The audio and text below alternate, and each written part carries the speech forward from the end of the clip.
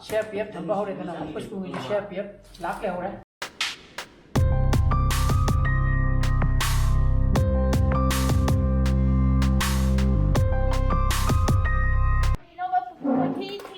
pu thi do kai gino mai ja sil le bio hai nam ne paso hore kon le bi ke ko cha ngai bazar da yo le mai ji da phone ma pai la ko han pip pip pam to ko san na ba phone do ni arusna hai ba arusna hai ra haji photo de kino khaya yo ne nani sibu mo ma lei gi bani ne tamu gi acho ma lei gi bani ne sibu mo ma good morning guys welcome back to my channel मैं मंगाई पे न खले ai unta class ye lu re pung tere ki hale aji pudi kuma pantare ba ko angang lu num cha thagre adana sam thake ni bari adudi sana ko jilo sa lu ingden lo re aduga ore jine pung tara da ni pung ni buksina virtual training ai online training ko ki PRO ki training le ni bu ko PRO ka kina ti chine every polling official me am PO1 PO2 PO3 PO4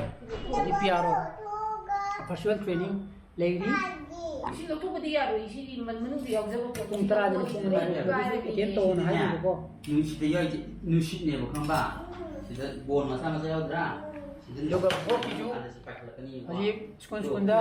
CAPF thamba hore dana apus kungi CAPF lak le hore rang ki lau dam ne moi ngarang sungdor ba theng ba ahin de yo pra phang de siam ko ni sau di tong aga nai nang phaji le ngoni ai kana pa ta ya re ni ko bi ju 350 ga 8 kome kono dum ngamani da genome sequence tok do bagi genome sequence hai da ha moi tiya to madi tiya to tok do bagi ko madi matam tani dana kome kong gi de no duna eno to bong hai di detect to bong ngam da bo oram ngane ba ribu hengali ba chang ji ne de de koire ni compulsory aduna hoji pung tara tasale ai ngasagi virtual training dum te yawge na tawri moi ji link pire ba youtube ki ju link ko amana channel ma gi link ju pire mo de yeng da ne sita hori ji ne ba ko live ne ba thari je koi ele channel da aduna sim te yawge pung tara ju khare hele ba ko aduna pung ri bu ne taw du je aduna simte yawgi si de koi he hu to ya da ba chore ga di koi de ne bata du je each and every responsibility mai amo ko ai di police station de swer ko ore go koi PRO de ne bata du je ai gi ko aduna amma boera ai ma phaduna ngau da ba he hu da ba ya da ba adu gi ni ko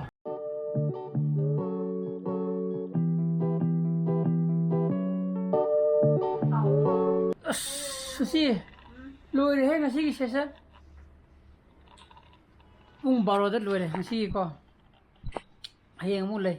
yam kana gre tuni ko nan khra khang to kangbu haji anu khra ju hapsale ba ko aduna ji pung 12 ta gre nungai re ju chak char ji chak ba me ju ji moi lo ga sa ja moi lo ga sa ra ji da ching khala gam te yeng wi ge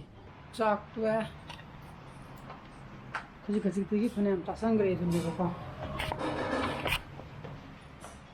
ma no pi ma sa do tuning ne kuin no ni kai program ba ma tuning ni dun ni mai je ai ne kara hairu ba ga ma na kare henjela ba ga tumi tuning se ding ma tv good night tumu tumi tuning e ma amado ai tan chana ba dura ai ju mun tara ni ngange pung bar mo khai khre abunga ai tamim thagi je singa ai tamin du di mara chana pa gi vitamin pita ki duni ai tamin je mami ki vitamin ai tamin ha come on bibia nong kan khongi ne nong ju kan chure nong khongi ta bra ta da nong khongi ja ta di ya on to ko ni 그래도 그게 사회나 히트러다 너무 얌 잉어 말이다 저 심리 실루다 ꯑꯗꯨꯅ ꯍꯧꯖꯤꯛ ꯅꯣꯡꯃꯨꯛ ꯆꯨꯔꯦ ꯏꯪꯉꯤꯀꯥꯟꯁꯤꯗꯕꯀꯣ ꯅꯣꯡꯁꯨ ꯀꯟꯅ ꯈꯣꯡꯉꯦꯕ ꯍꯧꯖꯤꯛ ꯃꯊꯛꯇ ꯑꯩ ꯃꯊꯛꯇ ꯀꯥꯈꯠꯂꯒ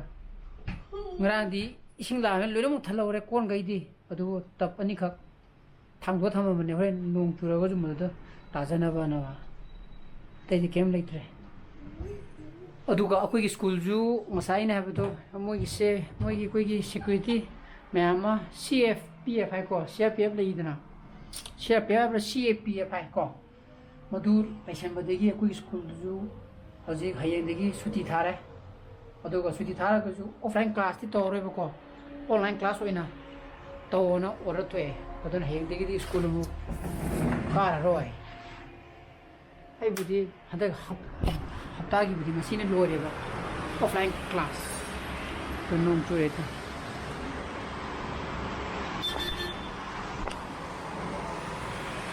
ꯅꯣꯡ ꯆꯨꯏꯁꯦ ꯕꯕꯥ ꯐꯖꯔꯤꯅꯦ ꯁꯤ ꯂꯩꯁꯤꯁꯦ ꯐꯖꯗ꯭ꯔꯤ ꯃꯁꯤ ꯂꯩꯁꯤ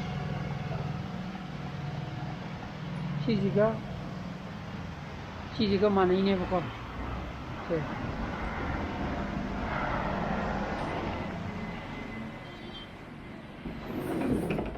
ꯑꯗꯨꯅ ꯑꯩꯒꯤꯗꯤ ꯍꯟꯗꯛ ꯍꯞꯇꯥꯒꯤ ꯀ꯭ꯂꯥꯁ ꯂꯣꯏꯈ꯭ꯔꯦ ꯑꯣꯟꯂꯥꯏꯟ ꯀ꯭ꯂꯥꯁ ꯇꯧꯒꯗꯕ ꯑꯣꯏꯔꯒꯁꯨ ꯌꯥꯝ ꯅꯨꯡꯉꯥꯏꯔꯦ ꯑꯗꯨꯒ ꯍꯌꯦꯡꯁꯨ ꯑꯃꯨꯛ ꯇ꯭ꯔꯦꯅꯤꯡ ꯂꯩꯔꯤ ꯉꯁꯥꯏꯒꯤ ꯇ꯭ꯔꯦꯅꯤꯡꯗꯣ ꯄꯨꯡ 10ꯗꯒꯤꯅ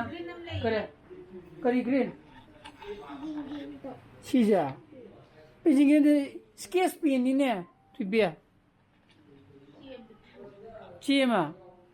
ꯁꯤꯔꯣꯁꯤ ꯑꯗꯨ ꯏꯔꯣ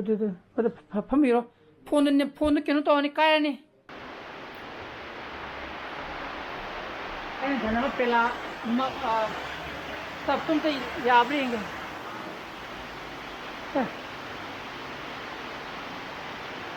Ale.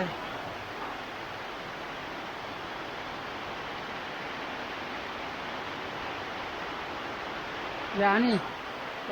ko som koi nam rom dadi len tai ye ko mana mana hari ko si len kya di yau ko mo som di len tai ne hari ba aduna sak saraga TV yenga leibata aduna mayam ai ngasi blog de mata indelo senjaraga ai blog si parmu thogadi like to biramo share to bio anu videos oi birana subscribe to biramo ko nu sana bjale bio. So please be safe and be healthy. Bye bye. Good night. Sweet dreams. Sweet hydro. Chew hydro. Bye bye. Good night. Sweet dreams. Chew.